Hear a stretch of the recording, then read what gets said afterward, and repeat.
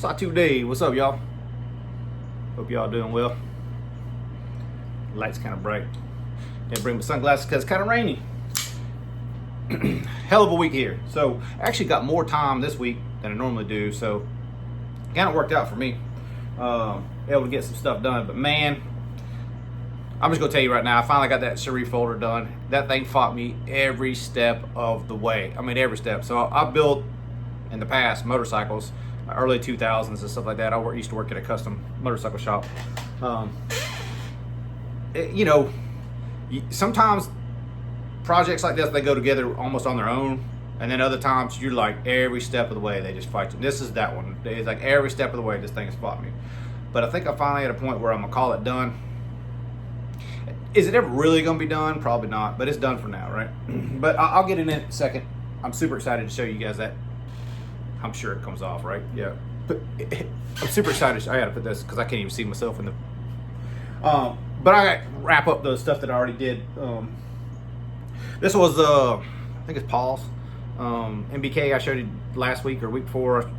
I think I did the regrind on it, but I was gonna put it on bearings. It was on phosphor bronze, and it had a little bit of detent lash. Now the lash is gone, and now it is on bearings.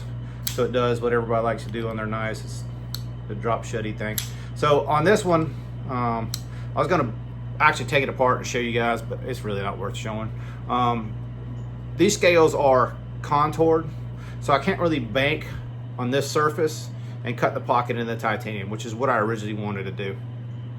But then I got thinking about it, and we got bearings that are basically 039, so they're really small ball ceramic balls in the actual bearing. So it's going to take 20 thou off both sides. So I just did it on the blade, make it life easier, and it worked out just fine. So yeah, the bearing action is I think what Paul was after on this one.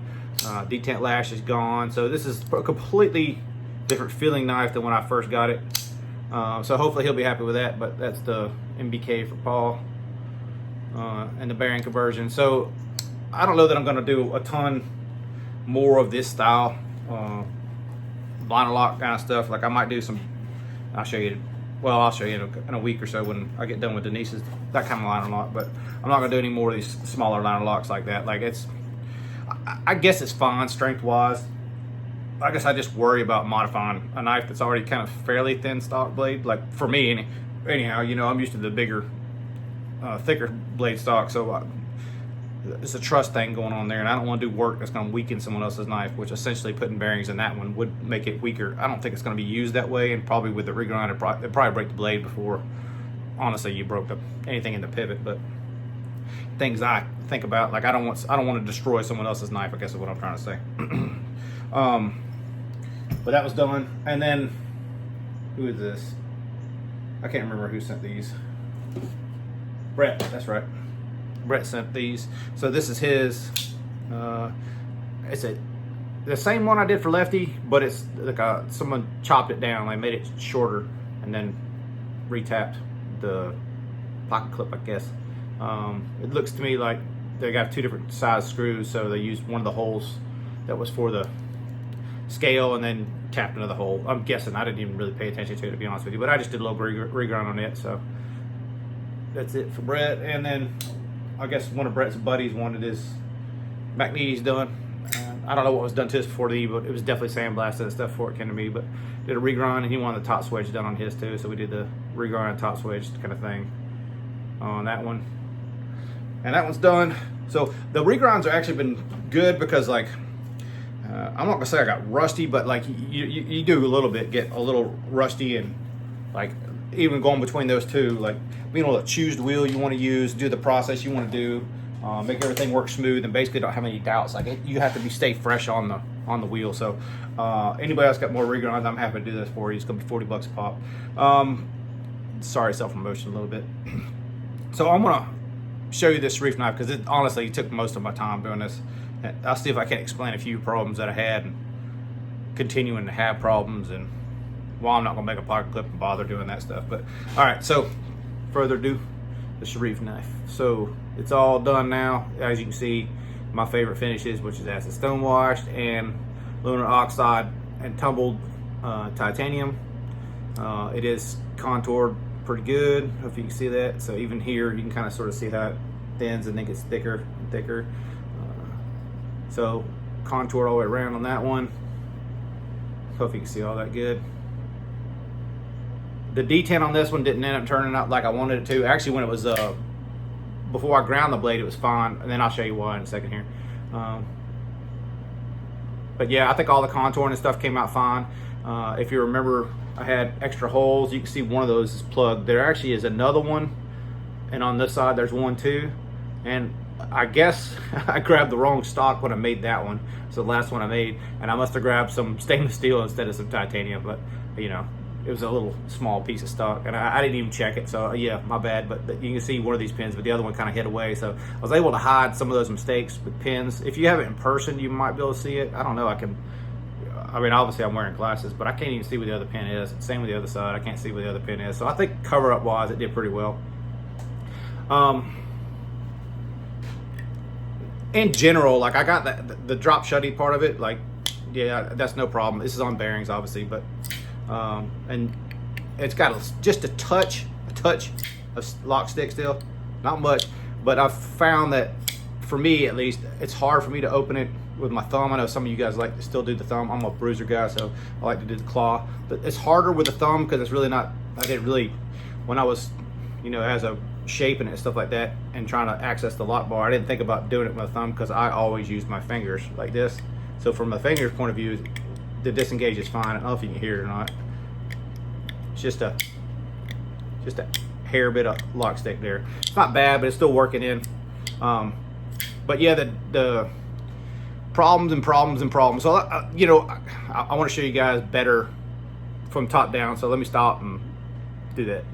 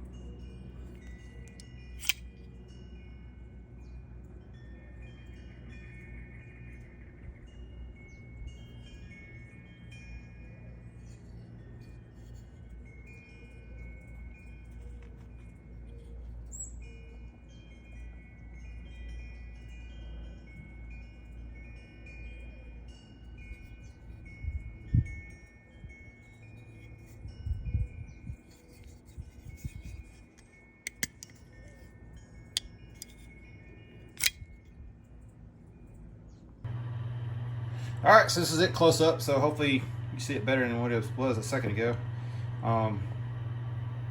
So the heat treat, everything ground fine there. Took the edge good, so I'm assuming the heat treat's good. I haven't really used this a ton. Probably won't use it a ton. But it's just one of those, I wanted to get it under my belt, first one kind of thing. I just did the compound grind, so hollow here, flat here. Originally I was going to do something different, but I just wanted to get through this first one to make it a little simpler and easier, just to kind of get done with one. Because I want, kind of like what me and Scotch and things are talking about, like you just got to get the first one done. After that, you'll just do what you want to do and get better at it. And I think he's right, like in that regard. Like I had to get one under my belt, and I've seen a lot of people's first knives, and a lot of people do like fixed blades and that sort of thing. So to take on, this is my very first knife, and to take on a folder and begin this close to like acceptable, I wouldn't sell this one, but it's close. Like it's, you know, if I fix some mechanical issues with it, like the finishing on the handles I'm happy with, the finishing on the blade grind, heat treatment seems fine to me so far. So like all the things that, you know, would make a knife sellable all seem fine on this one. It's just, you know, I made mistakes mechanically on this and how to lay it out. So I already talked about the holes that I plugged, so I don't know if you can even see them on camera now, but I can't tell because there's a plug in here somewhere. You see where that pin comes through? It's like right in here. I can't even see it. Obviously this same kind of hardware was up here. It didn't work out the first time, and this is one of the first problems I had, because when I cut the lock bar relief on the blade, I cut it too too deep, like about 5 thou too deep, so this lock bar went all the way over. So I was like, well, shit, I got to make a new stop pin.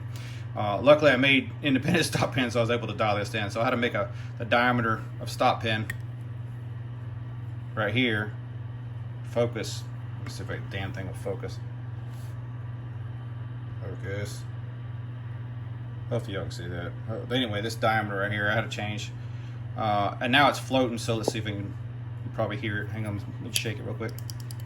So it's a floating stop pin right now. I should have made it a little bit bigger on this shoulder here. It should have been bigger. But anyway, what that does is, you know, keeps the blade not quite, doesn't go quite as far back, but it also stops and helps the lock up, right? So now that was just, so this is the lock up on it now.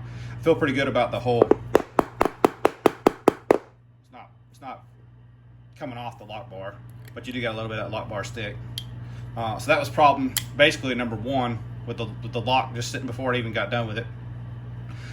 So I ground the knife, but I had noticed this problem ahead of time, and I kind of sort of did it a little bit. You can kind of see where when I ground this in here, I didn't go all the way past this, and normally I would have started the grind at about the middle of that sharpening choil there, but you see it stops right there, which is pretty much the mistake that all the sharpeners complain about on all the Chinese knives. And the other complaint was that the stop pin hit, so I was hoping the stop pin would hit on this wall over here, but if you see, it's right on the edge right there. So as I close it, turn it over, I don't know if you can see, it's right there. I mean, it's right there. So I had to do the same thing with that stop pin and make a bigger diameter there, and I think that's going to be a constant battle. So the detent still works, but it's not as good as it was.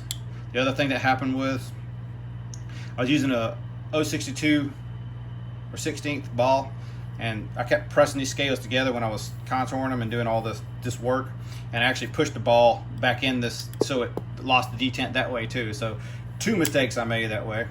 So I ended up having to, I think what I did was I clamped it down. I think that's what did it. So I ended up having to put a 2mm ball in that. So the whole thing is basically all kind of janky together now, and I mean it has a detent, but you know, it's not super strong, like, so you know, I can flick it out like that. So it's a really weak detent, not something I'm proud of as far as detent work goes, but I already know how to fix it. I just can't do it on this blade because basically where the detent hits here, there's it's breaking into a groove that was originally cut for that hidden track.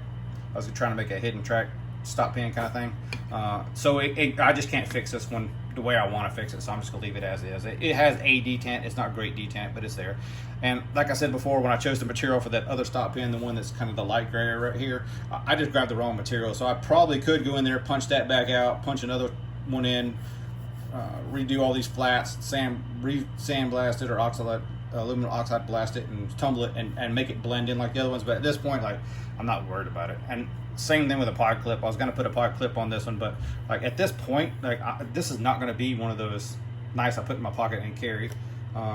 This is kind of sort of just to get one under my belt and then kind of throw it Sherif's way, let him take a look at it. And I know he's going to find mechanical flaws, but like as far as like contouring, like blade finishing, just general like stuff, I just want his opinion. Like, he's obviously the one who got me started in this. He said he don't claim none of that, but man, he's the one that rattled my cage and went, hey, can you make this? And I said, yeah, let me try.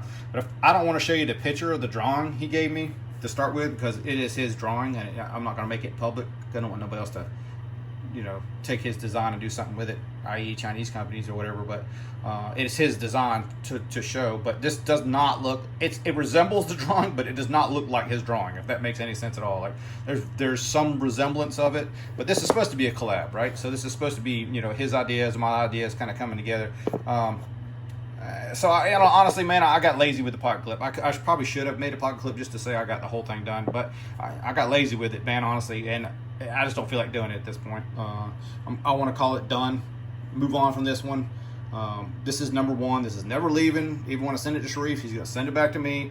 This is staying in my shop. This is just one of those mementos of, hey, I made a knife. So this is my very first knife I've ever made, and I'm super proud of it. As far as like, I've actually accomplished what I set out for. It's not as much of a turd as I thought it was going to be, although it's not something that I would ever sell or anything like that, but I'm super happy that I actually made a knife. So just to show you comparison wise, because it's hard like you guys to tell what size this thing is because you don't have no reference. So if you have on blaze, you can see, well, I guess this isn't quite really top down. Let's see if I can rotate this just a little bit.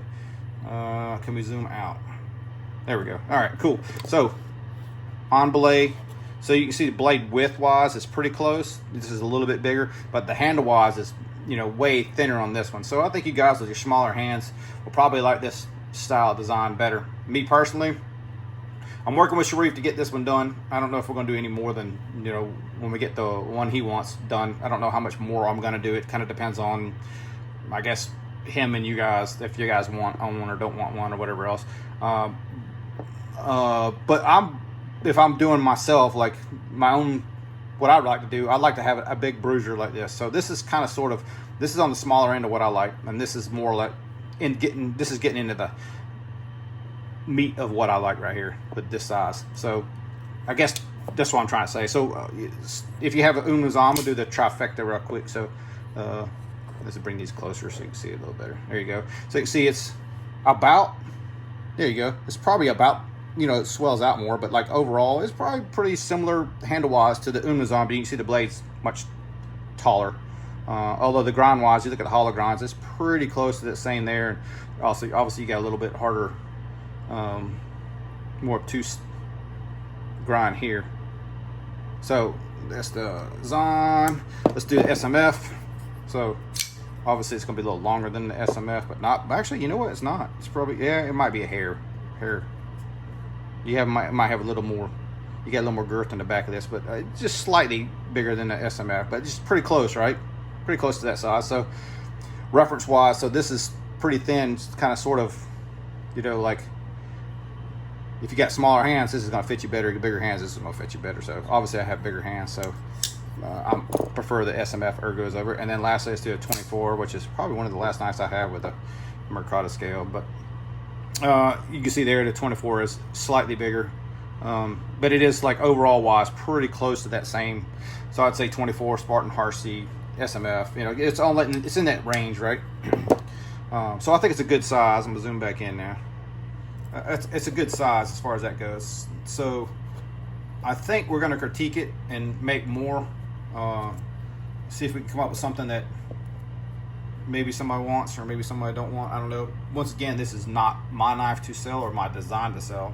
If we do a collaboration with it, it's going to go through Sherif. It's not going to go through me. So we'll see what we come up with. But number one's down. Man, this one was super fun to do, but I learned a ton of what not to do. So hopefully the next one will be more fun as far as like able to do it and accomplish what I was wanting to do at the same time. So I have a feeling that we're going to struggle through quite a few more before I get like in a rhythm of being able to do something. But at the same time, like I'm happy with what this turned out, and I'll definitely keep this one forever. First knife and all, pretty happy with how it turned out. So hope you guys enjoyed it. Thanks for riding with me while I'm doing all this crazy stuff. Means a lot to me, man. So I appreciate you guys. All right, y'all have a good week. Later, y'all.